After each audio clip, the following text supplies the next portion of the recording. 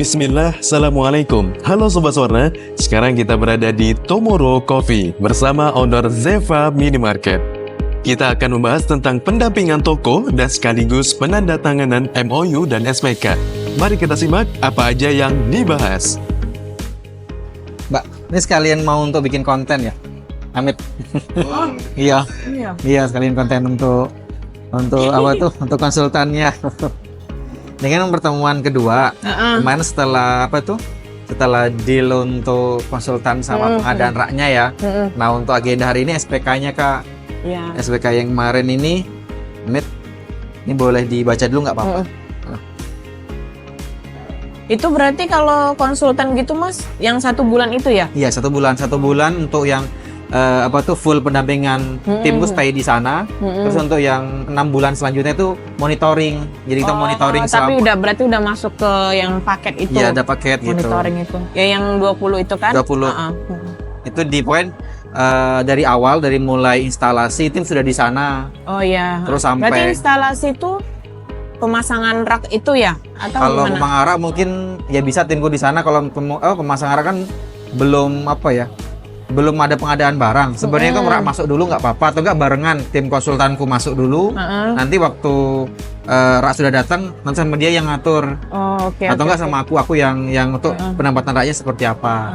Nah, untuk hari ini paling kita nentuin itu Mbak, kapan rak bisa masuk, barang-barang kapan bisa masuk. Itu di sama konsultanku kapan bisa stay di sana. Nah, kemarin kan mau rekrutmen karyawan tuh berapa orang Mas? Kan kalau dari ayahku tuh pengen ada 2 orang dari kita gitu.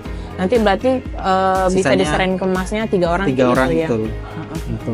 Kalau idealnya kan bilang waktu diskusi kemarin atau di pembahasan kemarin, idealnya kan 5. Kita mau bikin 2 shift, itu kan 1 shift 2 orang. Nanti kalau dari mbaknya itu 2, berarti yang 3-nya itu nanti dari open recruitment karyawan, kita seleksi. Iya benar, soalnya 1 itu mau dijadiin apa? Kepala toko gitu loh Mas. Udah lumayan senior juga kayak gitu. Dia juga apa namanya? Ya itulah kerabat papa lah kayak gitu. Pengennya dia kayak gitu. Nanti paling maksudnya yang diberi kepercayaan dia kayak gitu. Nah, bagusnya seperti itu Mbak. Jadi biar kalau misalkan usaha kayak nggak penting kan sama-sama sibuk nih. Jangan ayah juga sibuk tuh. Nanti yang 1 orang ini benar-benar megang keuangan. Mungkin pas Mbak atau ayah datang, yang ngecek laporannya dari mulai omset sama belanja barang, balance, enggak gitu aja sih. Terus Mas, kalau misalnya untuk karyawan nih mereka udah masuk jadi OB gitu nggak diarahinnya? Enggak kan? OB, maksudnya yang nyapu, ngepel bersih itu kayak job gitu. desk sih Mbak. Karena kan setiap karyawan atau level karyawan itu punya job desk sendiri. Misal nih kasir itu hari itu ya dia jadi apa kayak gitu ya. Jadi kasir tuh dia punya job desk membersihkan area kasir. Jadi area kasir tanggung jawab dia. Terus untuk area admin ya tanggung jawab job desk-nya jabatan admin. Nanti untuk pramuniaga itu keseluruhan. Jadi yang nyapu ruangan area penjualan itu semua pramuniaga gitu. Ya sebenarnya bantu sih ketika nanti pramuniaga itu emang butuh bantuan dari kasir bisa bantu, tapi tanpa meninggalkan job desk utama dia ya. Hari ini kan kita nentuin kapan rak bisa masuk, kapan tim konsultan bisa masuk gitu. Jadi kan tapi ketika tim konsultan masuk minta kayak fasilitasnya disediakan dulu kayak kamarnya atau tempat tidurnya. Jadi kan berarti kan kalau misalkan konsultan itu masuk, dia berarti iringannya kan dengan barang nggak? Iya. Kan nanti dia mulai ngelatih dari situ. Nah, kan? kalau konsultan masuk itu alurnya dia ada kerja project ini Mas Smith. Ini kan ada survei lokasi. Jadi mereka ada masuk itu pertama dia survei dulu. Nah, survei di sini itu menentukan pangsa pasar kita tuh siapa. Nah, kalau sudah survei dia selesai, lalu dia bikin penyusunan rencana kerja mau ngapain aja dalam 1 bulan gitu. Terus lah, kalau misalnya sudah disurvei udah selesai, baru fiksasi kebutuhan investasi. Maksudnya di sini kayak butuh apa lagi sih selain rak gitu loh. Misalkan butuh kanopi yang belum pasang, atau misalkan area depan jalan yang belum dicor, misal seperti itu, butuh untuk pelangnaman, neon box, atau butuh bahan promosi lainnya, bahan publikasi lainnya. Kalau udah selesai di kontrak kerja sih, ini kontrak kerja ini sama aku. kontrak kerja. Nah kalau udah selesai baru PO peralatan. Ini sebenarnya nih Mbak, ini waktu aku kemarin nih. Ini aku udah sebelum berarti. Ya sebelum kan sudah kemarin waktu survei aku ke sana itu sama Mbak ketemu di sana itu udah dikerjakan udah ini semua. Penyusunan rencana kerja, terus fiksasi kebutuhan investasi itu apa aja kan sudah di penawaran ada neon box, terus ada apa kayak kebutuhan lainnya ya. Kayak showcase kan tadi dari Bapak showcase ya. Nah, terus kontrak kerja yang hari ini kita mau kerjakan, terus PO peralatan ini sebenarnya sudah dikerjakan. Nah, kalau sudah selesai project selesai semua baru ke project. Kalau di sini rapat perdana. Rapat perdana di sini kita ngobrol saya, owner sama konsultan. Oh iya. Kita ada rapat kerja biar disampaikan apa aja yang perlu dikerjain dalam 1 bulan ke depan tuh apa. Jadi kan saya udah bikin penyusunan rencana kerja, nanti tak sampaikan di rapat perdana ini. Oh iya. Gitu. Kalau sudah rekrutmen barang, rekrutmen karyawan ini, karyawan. Training Ya, itu kita bikin kayak info lowongan kerja. Info lowongan kerja di sekitar situ, utamakan masyarakat segitu atau enggak warga situ. Iya benar. Nah, kalau sudah selesai baru ke training SDM. Tapi ini ke bawah dulu nggak apa nih? Ini bebarengan Mbak, rekrutmen karyawan sama PO barang. Jadi sambil karena barang itu kan nggak langsung datang gitu. Jadi harus dalam 1 minggu pertama kita bikin rekrut karyawan sama PO barang gitu. Nah kalau misalkan nanti sudah minggu kedua atau barang sudah datang, kita masuk ke training SDM.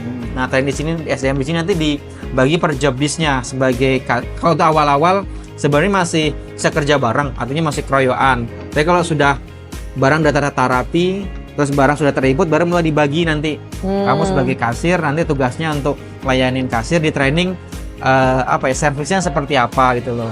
Training SDM sama instalasi perlengkapan.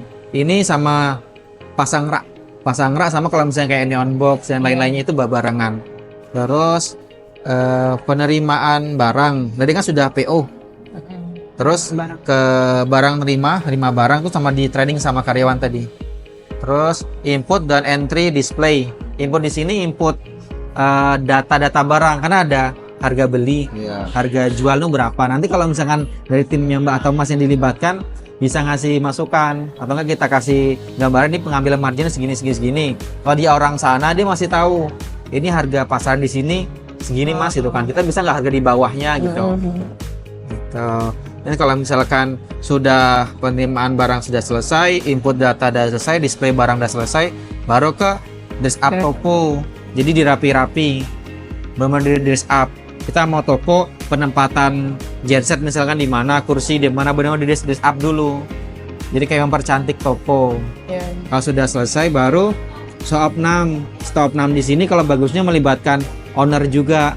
Jadi kita hitung barang ulang kembali. Sebenarnya waktu proses barang datang sudah diinput, sudah dihitung antara ketika barang datang dari supplier, antara di nota sama barang yang datang tuh harusnya kan sama. Itu udah dicek sama kita udah betul. Nah, lanjut ke proses stop 6. Stop 6 ini sebenarnya makan waktu, jadi juga butuh SDM yang banyak karena kan ngitung barang sebanyak itu. Toh nanti butuh misalnya dari Mas ada tim atau yang bisa independen bisa ngitung, bukan dari karyawan, dicek ngitung barang.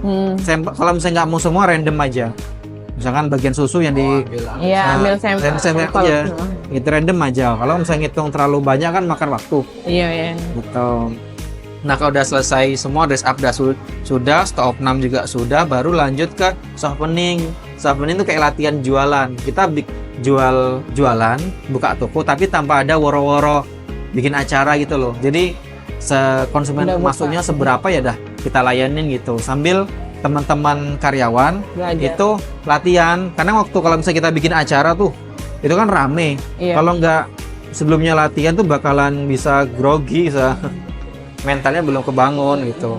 Nah kalau udah soft opening, ini biasanya barengan sama kita persiapan grand opening. Nah grand opening di sini kan monggo sih, ada beberapa owner tuh nggak pengen acara, cuma syukuran biasa gitu aja. Ada yang pengen bikin acara yang dimaksud kayak misalkan lomba-lomba atau enggak kalau misalkan Mas bahkan di atas tuh ada olahraga tuh sekaligus opening badminton atau olahraga.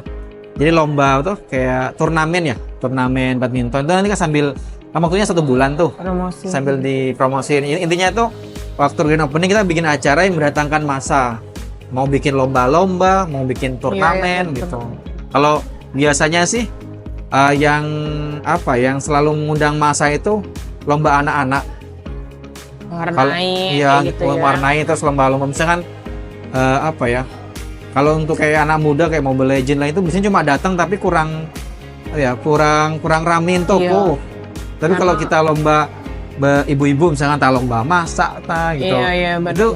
lebih rame. Lebih gitu. rame ya. Tapi kalau misalkan mau bikin lomba Mobile Legends atau apa ya nggak apa-apa. Nanti kan mungkin ada supporternya Iya. yang bikin ramein gitu. Iya, benar-benar. Setelah rapat perdana ini kan kayak misalkan kita kan ada PO barang. PO barang kan ini kan makan waktu nih. Itu termasuk hitungan waktu yang sebulannya itu. Sudah termasuk. Oh gitu. Nah, nanti kan saya kan punya data supplier di Jambi karena beberapa project-project sebelumnya kan juga sudah punya data supplier misalkan dari Wingsport, dari Garuda, dari Unilever. Nanti kita panggil, kita hubungin satu-satu. Jadi minggu pertama itu sambil open recruitment karyawan, kita hubungin supplier satu-satu. Mereka datang biar untuk kita bikin PO barang yang sesuai dengan kebutuhan kita itu loh. Kalau biasa sih awal-awal kita nggak PO banyak-banyak, yang penting dapat minimal harga yang bagus gitu. Misalkan harga grosirnya atau harga pulaannya itu per dus, kita ngambil per dus atau enggak setengah dus masih bisa, atau enggak di mix. Kadang beberapa supplier tuh bisa nge-mix misalkan varian Nescafe yang kaleng itu, yang pen itu, yang pet atau yang kaleng, tinggal di misalnya 1 dus dibagi per 6 atau per 12. Kita kan pengen Biar dapat semua ya. ya pengen tahu. Kalau awal-awal gitu tuh belum tahu maksudnya Yang laku. tuh apa gitu. Nanti waktu udah berjalan, waktu sambil jalan monitoring itu sambil di repeat order mana yang kencang perputarannya, yang slow move, yang fast moving itu di stoknya tambahin, dibanyakin lagi. Paling nanti itu grand openingnya dibarengin sama klinikku. Mungkin bisa promo di situ juga kan. Boleh tuh. Menarik di situ.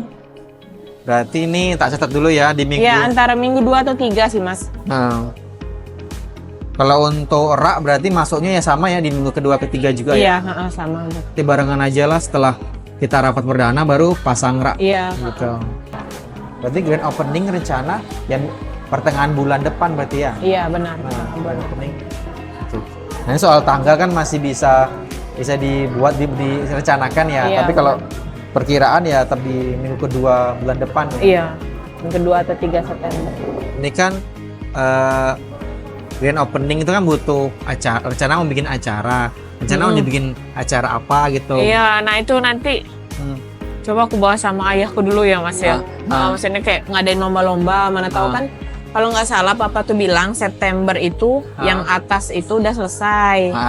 Lapangan itu, mana tahu kan nanti bisa kayak Mas saranin tadi turnamen bulu tangkis tuh kan. Ya orang-orang sekitar aja kan biar ngumpul-ngumpul aja kan.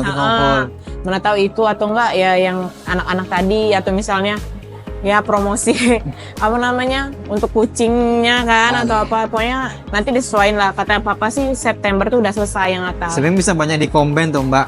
Banyak. Jadi misalkan pemenang lomba dapat voucher belanja. Iya. Kalau enggak misalkan Dapat belanja terbanyak dalam 1 hari itu dapat voucher. Ya, gratis Grooming. vaksin Iya, atau apa kan. Iya, Bisa sebenarnya. Atau grooming kucing gitu, Iya. bisa sambil dikomben nanti disaling bantu. Jadi bisa. saling support satu sama lain kan. Bisa. Sama nanti kan untuk alur pembayaran PO-nya nanti lewat Mbak atau lewat Papa juga? Lewat saya ya, nanti saya sampein ke ayah. Artinya kan nanti kan butuh, kadang supplier kan butuh cepat. Langsung ya. Kalau untuk pertama kali itu biasanya minta cash. Nanti kalau sudah 3 kali cash itu baru bisa tempo. Bisa tempo ya. Biasanya kayak gitu sih kalau yang supplier yang resmi kayak Unilever, kayak Wings, Indomarko tuh dia minta yang pertama kali itu cash dulu karena kita ada proses pendaftaran toko. Jadi toko itu didaftarkan sebagai membernya Indogrosir atau Indomarko gitu atau Unilever. Kalau sudah terdaftar baru tuh berlaku tuh kayak paket-paket belanja murahnya bisa muncul. Oh iya. Emang kan kalau masalah keuangan kita agak sensitif kan, Mas, kalau benar-benar. Tadi buat cash flow-nya lah, kalau di software yang kita pakai itu ada laporan cash flow-nya. Jadi ada per pos, kayak pos bank, terus kas toko. Nah, ketika nanti penjualan itu rame kan ada kas masuk terus. Uang itu kan perlu di-store. Nah, ini di-store ke bank, di software juga dimutasi ke bank. Jadi harapannya itu laporan di software sama di fisik itu sama. Jadi misalkan di fisik awalnya ada 20 juta. Terlapor di software juga 20 juta. Ketika itu dimutasi atau di store tunai ke bank, misalnya ke bank BRI lah contoh gitu. Di store misalkan 10 juta. Di fisik kan berkurang 10 juta. Di software juga dimutasi 10 juta. Nanti sama lagi di bank bertambah 10 juta, di fisik di software juga 10 juta, di fisik juga berkurang 10 juta. Terus di software juga berkurang. Artinya sama-sama balance lagi. Itu bisa di Mbak pantau, bahkan bisa cetak rekening koran kan. Rekening koran kalau misalnya per bulan di software misalnya ada masuk segini, ada mutasi segini ke bank. Dimutasi betul apa enggak itu.